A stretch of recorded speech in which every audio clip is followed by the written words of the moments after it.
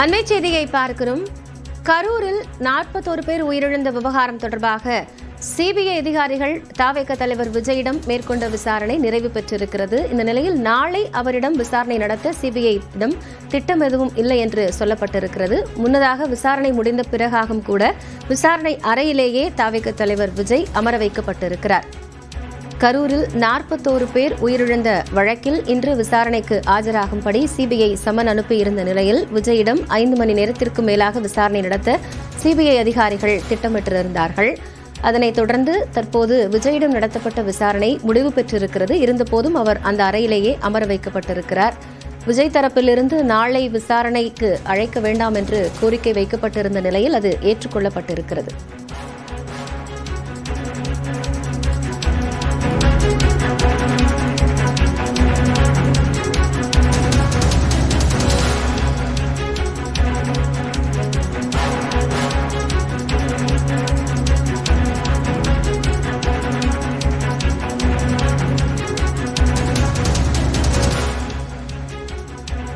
விஜயிடம் நாளை சிபிஐ விசாரணை நடைபெறாது என்று சொல்லப்பட்டிருக்கிறது. விஜய் தரப்பில் இருந்து வைக்கப்பட்ட கோரிக்கையை ஏற்று நாளைய விசாரணையை சிபிஐ ஒத்திவைத்திருக்கிறது. முன்னதாக கரூரில் விஜய் மேற்கொண்ட பரப்புரையின் போது 41 பேர் உயிரிழந்த விவகாரம் தொடர்பாக சிபிஐ அதிகாரிகள் விஜய்க்கு சம்மன் அனுப்பியிருந்தார்கள். இன்று ஆஜராகும்படி அதனையடுத்து தவேக தலைவர் விஜய் இன்று காலை தனி விமானம் மூலம் டெல்லி புறப்பட்டு சென்றார்.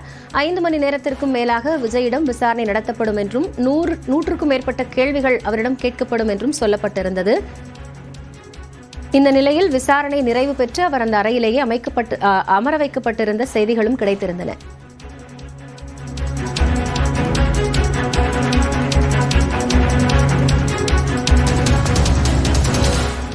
இது தொடர்பான கூடுதல் தகவல்களை செய்தியாளர் சுசித்ராவிடம் கேட்கலாம். சுசித்ரா, இப்போ நாளைய விசாரணை என்பதை பொங்கல் பண்டிகையை ஒட்டி விஜய் விடுத்த கோரிக்கை அப்படிங்கிறது சொல்லப்படுகிறது. அதனுடைய விவரம் என்ன?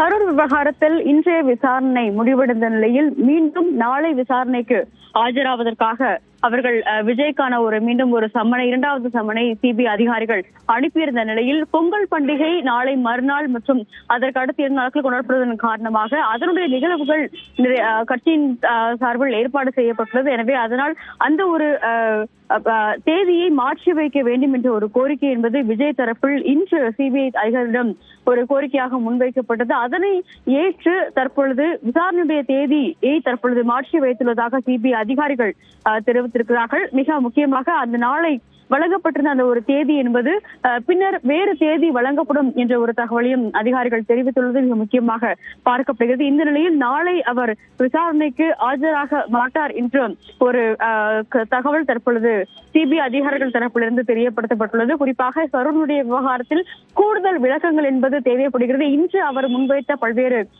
கருத்துக்கள், அவருடைய பதில்கள் அடிப்படையில் கூடுதல் விளக்கங்கள் என்பது தேவைப்படுவது எனவும் தவேக நிர்வாகிகள் மற்றும் தமிழ்நாடு அரசு முன்வைத்த கடும் குற்றச்சாட்டுகள் தொடர்பான விளக்கங்களையும் மேலும் கேட்டறிய வேண்டியுள்ளது என்பதன் அடிப்படையில் இந்த ஒரு மறு சம்மனுக்கு மீண்டும் விசாரணைக்கான ஒரு சம்மனை அதிகாரிகள் அனுப்பியிருந்ததாக கூறப்பட்டதுதான் மிக முக்கியமாக பார்த்து வருகிறோம். அதே சமயத்தில் நாளை இருந்த அந்த விசாரணை என்பது தற்பொழுது மாற்று தேதிக்கு தள்ளி போயுள்ளது. அந்த தேதி எப்பொழுது என்பது பின்னர் அறிவிக்கப்படும். குறிப்பாக பொங்கல் விழா நிறைவடைந்த பின்னர் அவர் மீண்டும் விசாரணைக்கு அழைக்கப்படுவார் என்றுதான் தற்பொழுது சிபிஐ அதிகாரிகள் தெரிவித்திருக்கிறார்கள்.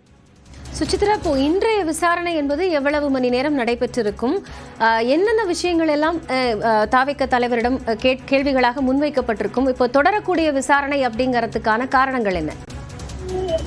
மிக முக்கியமாக இன்றைய விசாரணையை பொறுத்த அளவில் ஒரு கேள்விகள் மட்டுமல்ல, வாக்குமூலத்தினுடைய விஜயனுடைய அந்த ஒரு கருத்துக்கள் என்பதுதான் அவர்கள் முன்னிலையில் பதிவு செய்யப்பட்டது. குறிப்பாக கரூரில் சம்பவம் நடந்த போது என்னென்ன ஒரு அறிவுறுத்தல்கள் விஜய்க்கு வழங்கப்பட்டது என்றும், அது மட்டுமல்லாமல் அவரிடம் இருந்து நிர்வாகிகளுக்கு அவரின் தரப்பிலிருந்து வழங்கப்பட்ட அறிவுறுத்தல்கள் என்ன என்பது தொடர்பான ஒரு விளக்கத்தை தான் இன்றைய அந்த ஒரு விசாரணையின் பொழுது சுமார் 5 மணி நேரங்களுக்கும் மேலாக காவல்துறை சிபிஐ அதிகாரிகள் அவரிடம் கேட்டு தெரிந்து கொண்டார்கள்.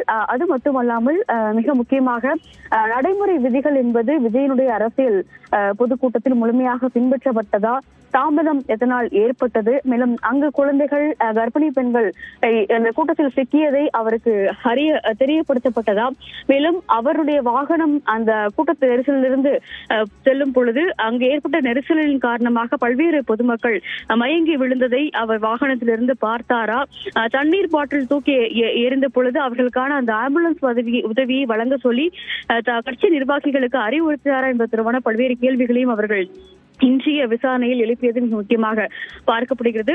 அது மட்டுமல்லாமல் அங்கு முன்னதாக தாவேக நிர்வாகிகள் சமர்ப்பிக்கப்பட்ட அந்த வீடியோ ஆதாரங்கள் அடிப்படையிலும் பல்வேறு கேள்விகளை அதிகாரிகள் எழுப்பியிருக்கிறார்கள். குறிப்பாக அவருடைய பாதுகாவலர்களுடைய செயல்பாடுகள் எவ்வாறு இருந்தது, கட்சி நிர்வாகிகளுடைய அடிமட்ட அந்த ஒரு தயார் நிலை என்பது எவ்வாறு இருந்தது என்பது தொடர்பான பல்வேறு விளக்கங்களையும் அவர்கள் இன்றைய விசாரணையில் கேட்டிருந்தார்கள். மேலும் கூட்டம் இவ்வளவு வருமா என்பதை விஜய் அறிந்திருந்தாரா என்ற ஒரு கேள்வியும் அதிகாரிகள் இன்றைய விசாரணையில் அவரிடம் முன்வைத்தது மிக முக்கியமாக பார்க்கப்படுகிறது. இந்த நிலையில்தான் இரண்டாவது நாளாக நாளை அவருக்கான ஒரு சம்மன் என்பது அனுப்பப்பட்ட நிலையில் தற்பொழுது அந்த சம்மன் தேதி என்பது பொங்கலுக்கு பிறகு வழங்கப்படும் என்ற ஒரு அறிவிப்பை சிபிஐ அதிகாரிகள் இது குறித்த கூடுதல் தகவல்களை வழங்கியமைக்காக